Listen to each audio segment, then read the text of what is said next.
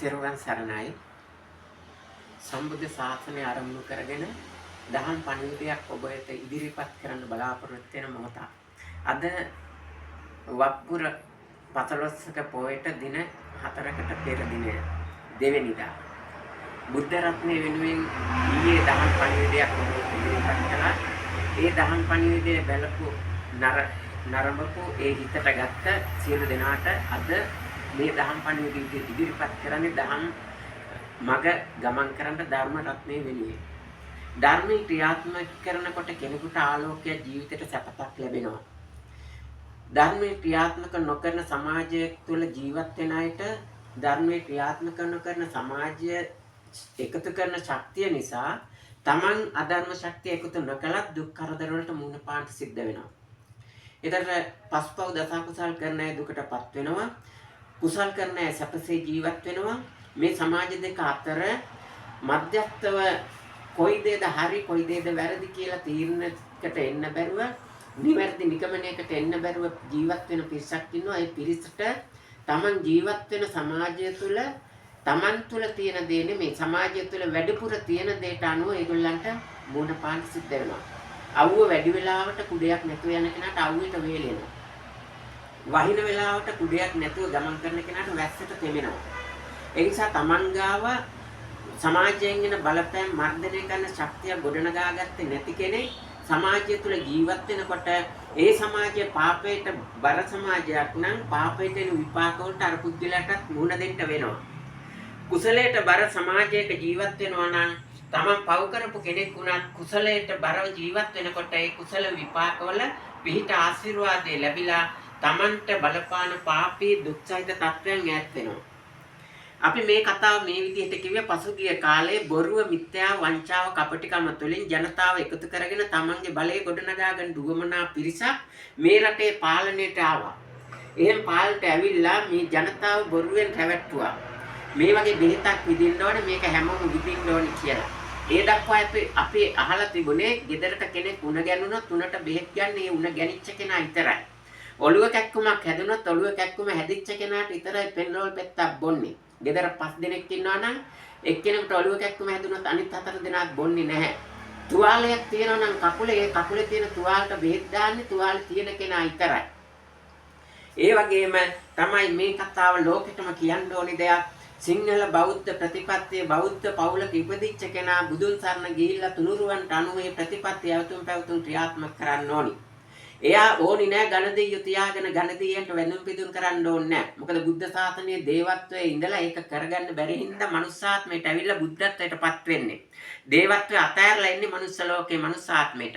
සියලු බුදුවරු මේ විදිහට බුදු වුණේ. එහෙමනම් වෙනත් ආගම් වල ඒ දේවල් කරාට සිංහල බෞද්ධයන් මේ වගේ දේවල් මිත්‍යා දෘෂ්ටිය පාපය අකුසලයේ මේ වගේ දේවල් වලට යන්න ඕනේ නෑ. නමුත් පසුගිය කාලේ කරපු සිදුවීම මොකද්ද? නීතිය ඉදිරිපත් කරලා ලෙඩ නොවිච්ච අයට බෙහෙත් විද්දා. මේකෙන් මොකක්ද උනේ? ශරීරයේ ප්‍රකෘතිව තිබිච්ච ශරීරය විකෘති වුණා. එහෙම වෙච්ච දරුවෙක් තමයි දැන් මේ අද මෙතෙන්ට ආවේ. ඒ දරුවා අපි දන්නවා රෝහල් ගත වෙලා කොළඹ මහ රෝහලට ගිහිල්ලා හද රෝගී ප්‍රතිකාර කරන ස්ථානට ගිහිල්ලා එතනින් වෛද්‍යවරුන්ගේ නිර්දේශ වලට අනුව කටයුතු කරන්න ඕන මෙන්න තියෙද්දි තමයි පරීක්ෂණ කරන්න බෙහෙත් ගන්න මේ විදිහට තියෙද්දි තමයි මේ කුසල ශක්තිය ආරම්භ කරගෙන බුද්ධ ශාස්ත්‍රික ශක්තිය ආරම්භ කරගෙන මේ හඳුන්ත සූර්යයක් පිළික් කරලා දාලා ඒ දරුවව ලෙඩ කරපු පපුවේ අමාරුව හදපු හතිය මහන්සිය හදපු වැඩකට යොමු වෙලා වැඩක් කරන්න බැරි තත්වයකටපත් කරපු කාලිව ඈත් කරලා දැම්බි. ඒ කාලිව ඈත් කරාට පස්සේ කාලිට එන්න පාරක් තියෙනවා. මොකද්ද? කුණු ගඳ කුණු රස පිරී රස දේවල් ආහාරයට ගත්තොත් ඒ ඔස්සේ කාලි නැවතත් රිංගනවා.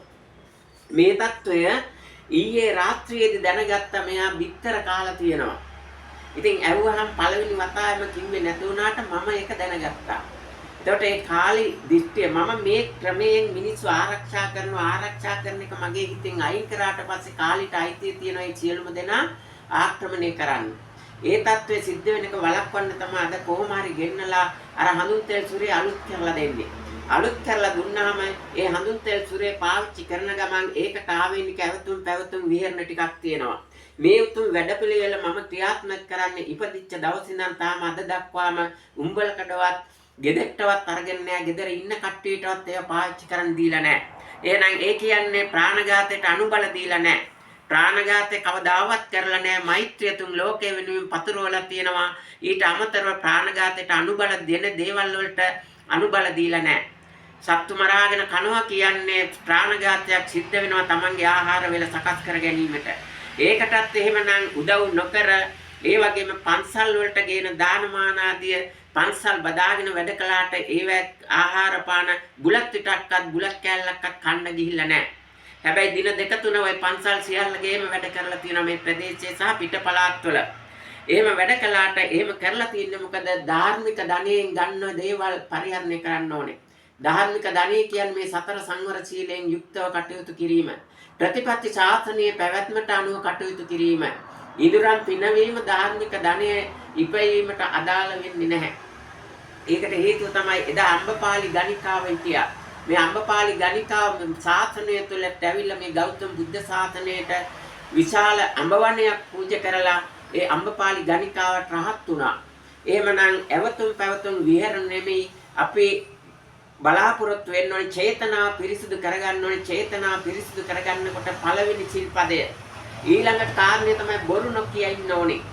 බොරු කිව්වට සත්‍ය දකින්න පුළුවන් කෙනාට කලින් සියල්ල දැකලා තමයි එහෙම දැන් ලෙඩ අසනීප තත්ත්ව ඉදිරියේදී ඇති වෙන එක වළක්වන්නේ ඉන්නේ මේකයි. ඒක නිසා තුනුරුවන් එක්ක යනකොට තුනුරුවන්ට වංචා කරන්න බෑ, කපටිකම් කරන්න බෑ කාටවත්. ලංකා බුදුදහම පවතින රට, බුදුදහම පවතින රටේ ඒ උතුම් ප්‍රතිපත්ති ක්‍රියාත්මක කරන්න වෙනවා. එහෙනම් හෙට සංඝ රත්නය වෙනුවෙන් උතුම් වූ සම්බුද්ධ ශාසන ප්‍රතිපත්තිය ක්‍රියාත්මක කරපු සමාජගත කරලා ශක්තිය බලය, දේශෙන් ශක්තිය බලය විශ්වයට යොමු කරලා විශ්වය තුළ මේ ප්‍රතිපත්ති ශාසනට ගරුත්වයක් ඇතුව ජීවත් වෙන අයට ඒ ආශිර්වාද ලබා දීලා ජීවිත ආලෝකයක් ලබා දෙන දවස. ඒක නිසා අද දවස තුළ මේ උතුම් දහම් පණිවිඩය දෙන්නේ එහෙමනම් මේ දක්වා අපෙන් කටයුතු කරගත්ත සියලුම දෙනා මතකයි 1990 දශකයේ ඒ අවුරුදු ඒ කාලය තුළ මේ ඇවිල්ලා ඉන්න නැගණියගේ ආදරණීය මෑණියන් මේ ස්ථානට ආවා. ඇවිල්ලා කිව්වා නැදුම් විහාරයට නැදුම් රජමහා විහාරයට අයිති ඉඩම් නින්දගම් වල අපි ජීවත් වෙන්නේ. ගෙටම අල්ලලා ගෙටම හේතු වෙලා විශාල කොස් ගහක් තියනානේ අපේ මහත්තයෝ මේ ගහ කපන්න දෙන්නේ නැහැ නැදුම් විහාරේ හාමුදුරුවෝ කිව්වා. ඒ ගාන මම ඒකට විසඳුමක් හැටියට මොකද්ද කළේ? සුවඳ කුඩු එකක් හදලා පිරිත් බලයේ පිහිටවලා අර මිත්‍යා දෘෂ්ටිය පාපය අකුසලයේ ක්‍රියාත්මක වෙන නොපෙන්න බලවේග වෙනස් කරන්න විදිහට සුවඳ කුඩු එක හදලා දුන්නා ගෙදරට. එතකොට අද වගේ නෙමෙයි දුම් අල්ලන සුවඳ කුඩු හැදුවේ. ඒ දුම අල්ලලා ඒ ස්ථානයේ ඒ සුවඳ කුඩු පාවිච්චි කරලා දින දෙක තුනකින් ඇවිල්ලා ඒ අම්මා ඒ මෑණියන් මට කියනවා මේ වැඩේ සාර්ථක වෙන බව පේන්න තියෙනවා කියලා.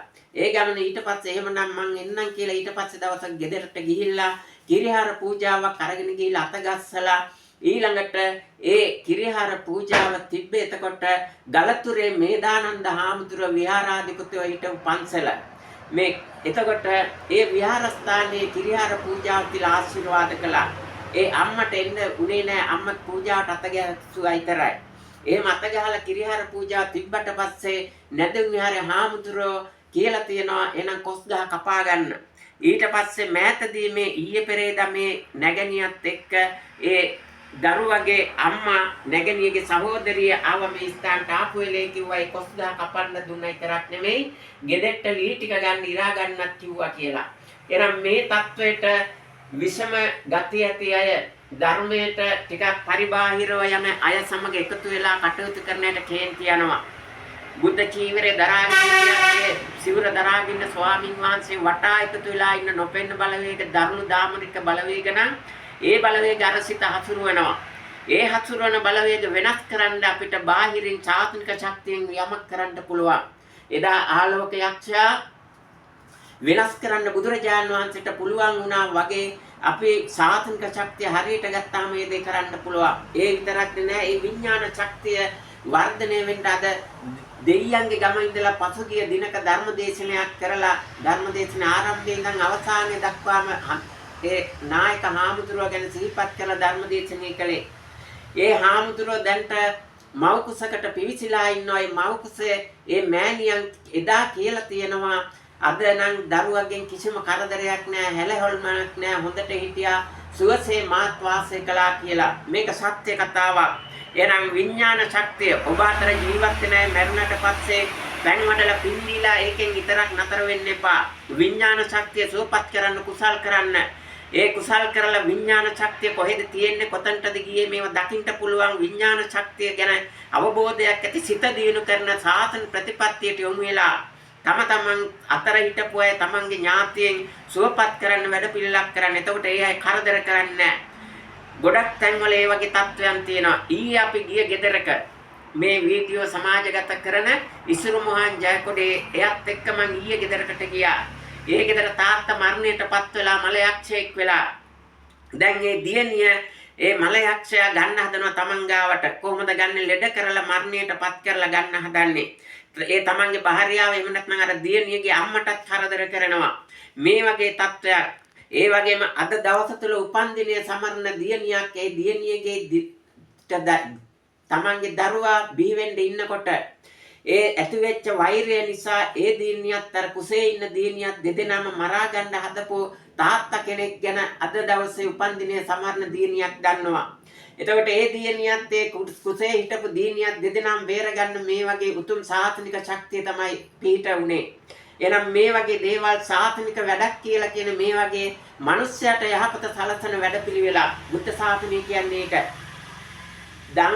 දාන දිදී පින්කම් කර ඉන්න එක නෙමේ කුසල් කරලා කුසල ශක්තියෙන් මිනිස්යා සුවපත් කරන්න. මරණයටපත් වෙච්ච මිනිස්යාගේ විඥාන ශක්තිය සුවපත් කරන්න. ඒ විඥාන ශක්තිය සතර අපායට ගිහිල්ලා නම් ඒ සතර අපායෙන් මේ විඥාන ශක්තිය ගොඩට ගන්න එක. බුදු කෙනෙක් ලෝකයට පහළ වෙනකොට සතර අපාය හිස් වෙනවා කියන්නේ ඔන්න ඔය තත්වයයි. එහෙනම් මේක ඒ විදිහට වෙන්නේ බුදු කෙනෙක් ලෝකයට පහළ වෙනකොට සසරදී මේ විදිහට පාරමී පුරන කාලයේ එක එක්කෙනා සසරින් එතර කරන්න කටයුතු කරලා දේවත්වයේ ඉන්නේ දේවත්වයේ වැඩි දියුණු වෙන්න බ්‍රහ්මත්වයේ ඉන්නේ බ්‍රහ්මත්වයේ වැඩි දියුණු වෙන්න මනුසාත්මේ ඉඳලා සතර පායට ගියා ඒ සතර පායෙන් අත්මුදවන්න ඒ වගේ මේ පැමිණලා ඉන්න නැගණියගේ මෑණියන් දැනට පරලෝසපත් වෙලා වසරකට ආසන්නයි වසරකුත් මාසයක් විතර වෙනවා. ඒක නිසා මේ මෑණියන්ටද මේ උතුම් දහම් පණිවිඩය අසලා දැකලා සතුටු වෙලා. මොකද මේ අයට වඩා කලින් මා වාස්ත්‍රය නිශ්චය කරපු කෙනෙක් මේ මෑණියන්. ඒ මෑණියන් අපි බලාපොරොත්තු වෙන මේ මෑණියන්ට සුගතිගාමීත්වයක් දැනට සුගතිගාමීත්වයක ඉන්නවා නම් ඒ වඩා දියුණු තත්වයටපත් කරලා තමන්ගේ දුවා දරුවන් අතරට මනුස්සාත්මයකට ඇවිල්ලා ඒ මෑණියන්ට සුගතිගාමී මනුස්සාත්මයෙන් සැපවත් ජීවිතයක් උතුම් වූ නිවන් මඟ පසක් කර ගැනීමට දහම් මඟ පෙන්වීමේ අරමුණින් කරන දහම් පණිවිඩයක්. එහෙමනම් මේ දහම් පණිවිඩය අහන දකින්න ඔබට යම්කිසි ශාසනය කියන්නේ මොකද්ද? මාර්යාගේ ශාසනය කියන්නේ මොකද්ද? බුදුන්ගේ ශාසනය කියන්නේ මොකද්ද කියලා නිවැරදි අවබෝධයක් ලැබෙන්න ඇති. ඒක නිසා ධර්මය ආරක්ෂා කරමින් තමන් ආරක්ෂා කරන ධර්මයෙන් තවත් කෙනෙකුට පිහිට වෙමින් යන ගමනක් තමයි මේ උතුම් සම්බුද්ධ ශාසනය කියන්නේ. ඒ පිහිටවීමේදී හිතන්ට එපා සිදුවත් කුමාරයා තමන්ට රාහුල කුමාරයෙක් ඉපදුනා. ඒක නිසා මේ ලෞකික ජීවිතය තුළ කරන ඇවතුම් පැවතුම් විහෙරණ නෙමෙයි ලෞතර ශක්තිය තමන්ට උකහාගෙන ලෞතර ශක්තියෙන් මනුෂ්‍ය සුවපත් කරන එක තමයි සාසනික ශක්තිය කියන්නේ. ඒක නිසා මනස දියුණු කරන එක තමයි මනස සුවපත් කරන එක තමයි සාසනික ශක්තිය කියන්නේ. මනසේට දුකක් ඇති වුනහම කෙනෙක්ගේ මානසික දුක සංසිඳවාලන එක තමයි සාසනික ශක්තිය කියන්නේ. එහෙනම් මේ උතුම් ගෞතම බුද්ධ ශාසනය අරමුණු කරගෙන සම්බුද්ධ ශාසනය මේකයි කියලා ඒ පිළිබඳව නිවැරදි අවබෝධයක් ඇති කරගෙන ජීවිතයට ආලෝකයක් උදා කර ගැනීමට අද ධර්මයේ වෙනුවෙන් දහම් පණිවිඩය නිකුත් කරන්නේ අපි ඔබට ඔබේ ජීවිතයට ධර්මයේ කොතනද අධර්මයේ කොතනද මාර්ගයේ ශාසනය මොකද්ද බුදුන්ගේ ශාසනය මොකද්ද කියලා නිවැරදිව තේරුම් බේරුම් කරගන්න. ඒ අනුව කටයුතු කරලා සංඝ රත්නය වෙනුවෙන් හෙට දවසේදී උතුම් වූ ප්‍රතිපත්ති ප්‍රාමුඛට යොමු වෙන්න බුදුවිරු දියසෙන් වීඩියෝ බලන්න. ඒ වගේම දසත මගෙන් අපි මුදල් ගෙවලා ඉදිරිපත් කරන ඔබ වෙත ඉදිරිපත් කරපු ඒ වීඩියෝ බලන්න. මේ ස්ථානට එන්න යන්න අප සමග කටයුතු කරන්න ජීවිතයට සැබෑ ආලෝකයක් උදා කරගන්න කටයුතු කරන්න. වෛරයෙන් ආපු කෙනා වෛරය සංසිඳවනවා. ඊයේ දහම් පණිවිඩයෙන් අපි කිව්වේ ඒකයි. ඒ කියන්නේ වෛරයෙන් හිතේ වෛරයක් තියාගෙන ආපු කෙනා වෛරය පැත්තක දාලා මෛත්‍රී සහගතව සියලු දෙනා එකතු වෙලා කටයුතු කරනවා. මේවා විඥාන ශක්තියට දෙන්නේ තවත් විඥාන ශක්තියකින් ඒක එන කෙනා දන්නේ නැහැ. ඒක නිසා තුනුරුවන් අරමුණු කරගෙන සාසනික ශක්තියෙන් මේ ගෞතම බුද්ධ ශාසනයේ මාර්ගඵල නිවනින් සැනසීම බලාපොරොත්තු වෙන තුන් ලෝකේ පුරාම වාසය කරන උතුමන් වාසය කරනවා.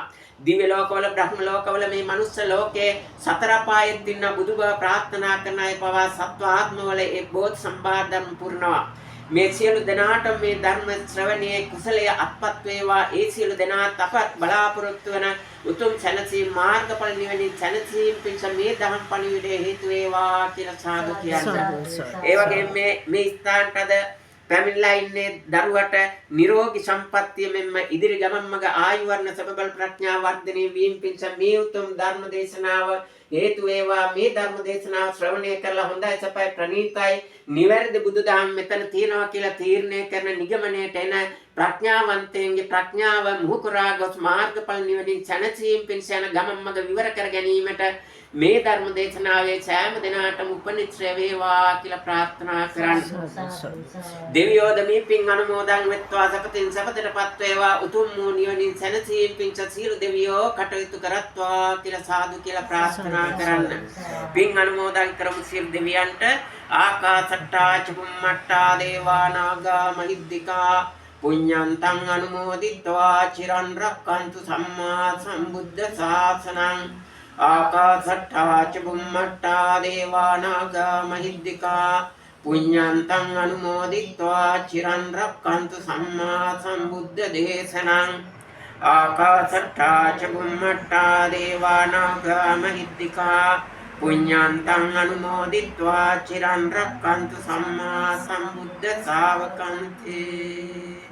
භවතු සබ්බ මංගලං රක්칸තු සබ්බ දේවතා සබ්බ බුද්ධානුභාවේන සබ්බ බුද්ධ ධම්මානුභාවේන සබ්බ බුද්ධ ආර්ය සංඝානුභාවේන සදා සත්‍ති භවන්තු තේ. අභිවාදන තීලිස්ස නිච්ඡං උද්ධාපචායිනෝ චත්තාරෝ ධම්මා වඩ්ඩන්ති ආයුවන්නෝ සුඛං බලං ආයුරාෝග්‍ය සම්පatti තග්ග සම්පatti මේවච අතෝ නිබ්බාන සම්පatti මිනාතේ සමිච්ඡතු. සෑම දිනාටම තෙරුවන් සරණයි.